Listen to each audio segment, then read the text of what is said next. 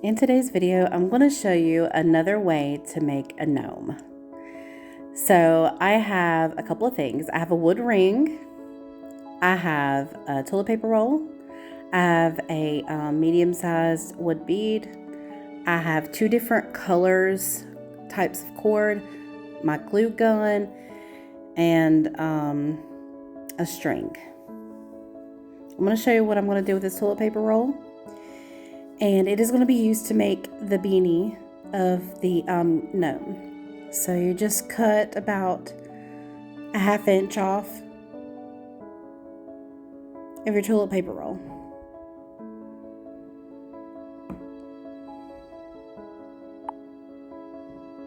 And we're going to use this to make the beanie of our gnome.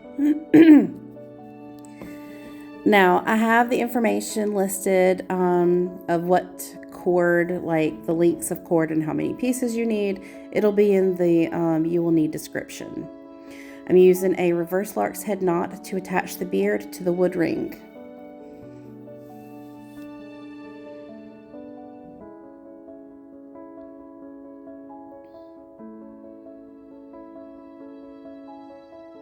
I always like how quick you can make these videos go. So as I start to fill the beard out, I realize that I don't need as many pieces as I have. I'd rather you have a few too many than a few too little of your cord that you're going to use. I've used recycled cotton frizz, and it's the same like weight as a chunky yarn. Now I go to fit my beanie ring on top to see if my whiskers meet each end of my beanie without me having to press it down too hard. Now I'm just going to use the reverse lark's head knot to loop this cord onto my paper ring.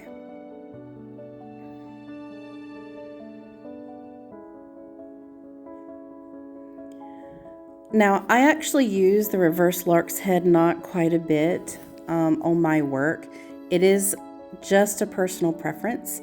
You can use a regular lark's head knot. It is entirely up to you. I just like, for me, the way it looks on my work when I do it.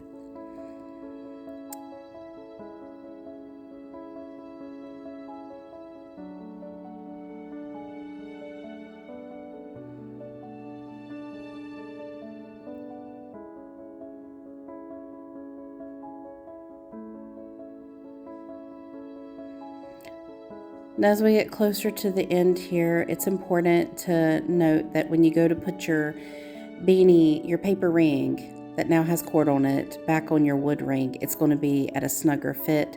That's why you didn't want the paper ring without the cord being so tight and snug. So it'll fit a little easier. So just kind of pull it all down.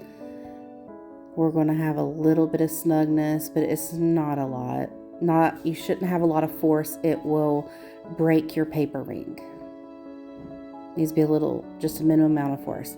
I'm using cotton frizz, which is actually I love the texture of it. Personally, that's the cord that I chose to use.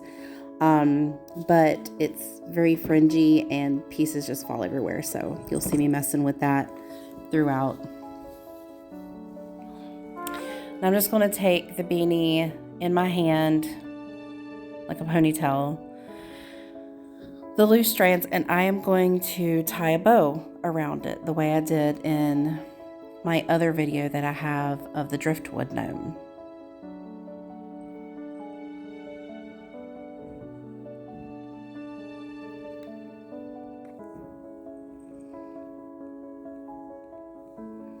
I feel like bows is a very simplistic way to do this. Now you can also do the gathering knot with some string that you have. I've used the waxed hemp string in this video. You can use twine as well. It all looks really good. It just depends on how rustic you want it to look. And I just kind of pull all my pieces up. That's what I was doing right there. Just making sure they're kind of pulled through and it looks more like a beanie hat. And then I'm going to trim off the excess fringe that I have left. I've seen some people leave their fringe. It is a total preference and it's up to you.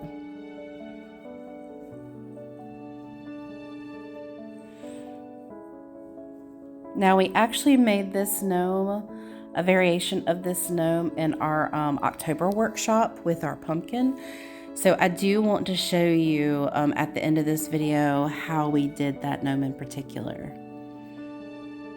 So once I do that, and I've got the beanie adjusted, and you could just, it's very easy to work with fabric. It's very forgiving.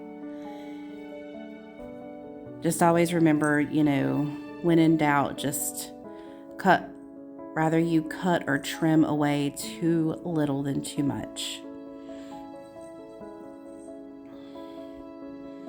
So I'm just tugging at it because I didn't like the way it had puffed out and rippled once I tied my bow.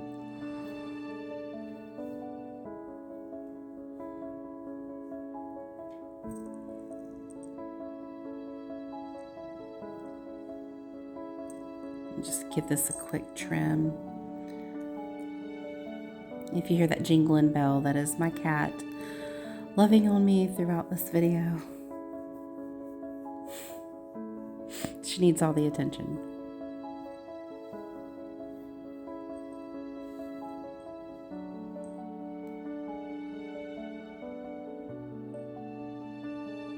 Just give your bow a little trim. If you're not good with bows and you don't know how to do a gathering knot, which I plan on showing an instructional video on that one, then you can just simply wrap your twine around a few times and hot glue it. Now I want to take the nose. I'm just kind of seeing how I want it to fit. And then the couple of strands that I had left, of the beard, I decided to make whiskers out of.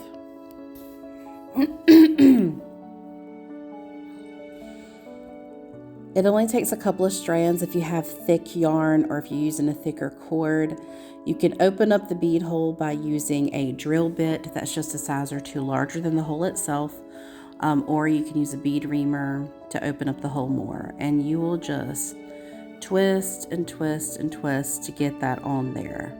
Now my hand strength is a little weaker than normal, so I go with wider holes, or I go ahead and pre-open my holes ahead of time. And you're just going to place it about where you did initially before you put the whiskers in.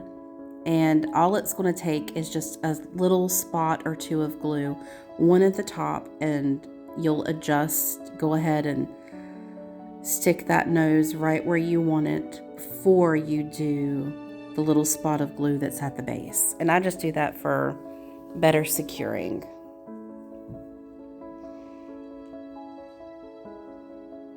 This is a really fun craft for you to make with your kids as well. I did a Mommy and Me class back last February and they absolutely loved it. They just need assistance when it comes to like the hot glue parts and the scissors, of course. Now I put a little spot of glue on each side of the ring where the beanie and the whiskers touch. I actually put the glue directly on the wood, and then I smush both pieces together so it all helps adhere those fabric pieces of both the whiskers and the beanie to the wood.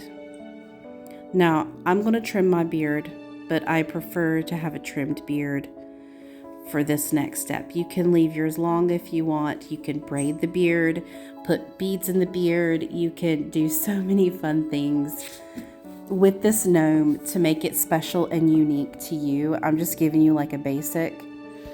And I know it's not trimmed correctly at the bottom, but I'm going to end up trimming it again because of this next step that I'm going to be showing you.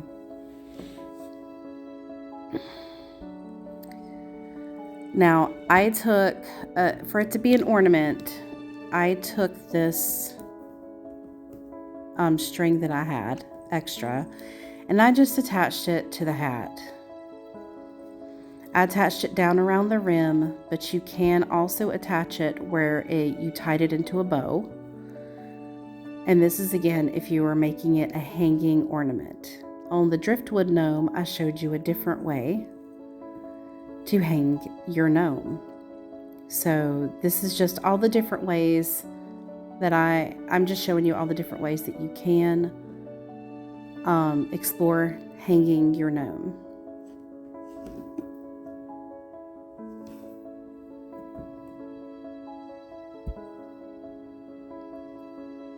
So at this point, if you're just hanging your gnome and that's what you would like to do, then you're completely finished. I've got something else up my sleeve.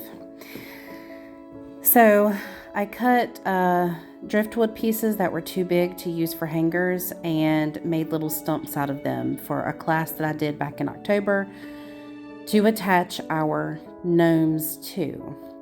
I've got 3 extra beads that are large beads to give him feet and a hand. And you'll see how all this plays out. I have a little tiny paper sunflower that I got from an arts and crafts section during the fall. It was available there at Hobby Lobby. And most of the time, to find the beads that I want, you can find large beads if you buy the beaded garland, and it gets discounted throughout the holidays. And I just use the beads throughout for different projects that I have, because I'm a crafty person that way. Not everybody, can store craft stuff, but it's my job too. So I just put a glue around the bottom of the ring and situated my gnome to where the bottom of the ring was attached and the top of the ring is sitting above the stump. So that way I had room to put his feet. So to me, gnomes, they're little round guys. So they're short little round guys. So I'm going to spread his feet a little bit apart to give him that stance that I feel like he would have. And then I just hot glue it.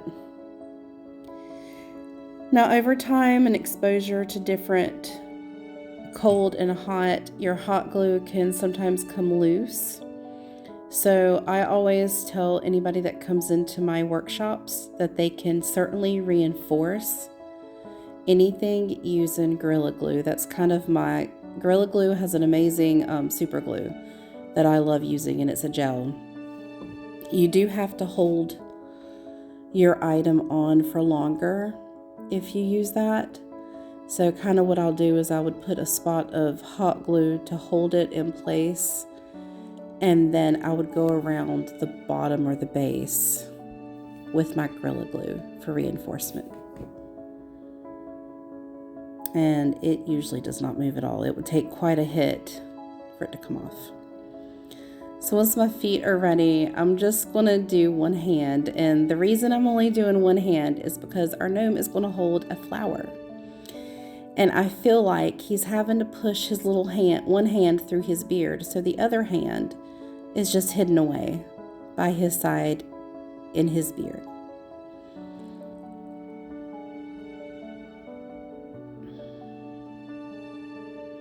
And I want to start to trim up the beard again, like I said I was going to do, because I want his feet to be a little more visible than they were going to be.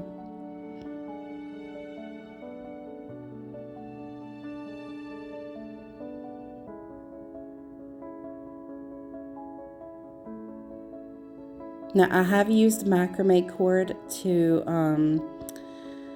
for the beards and the beanies, and the only difference in that is if you use macrame cord or rope, then you can actually comb it out with a large tooth comb or a fine toothed comb.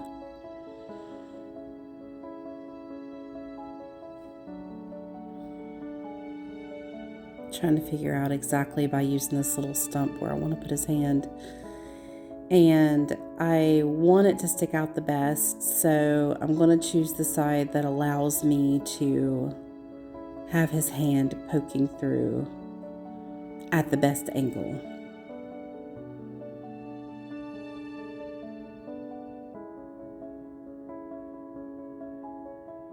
So I've pretty much found the position that I want to have it at, and you just need that spot of glue.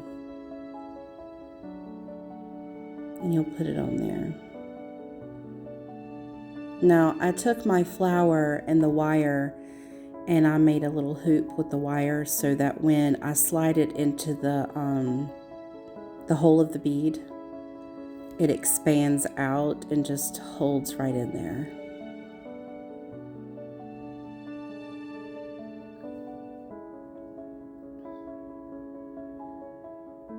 You just kind of pinch it together to slide it in. You can't see really because my hand's in the way.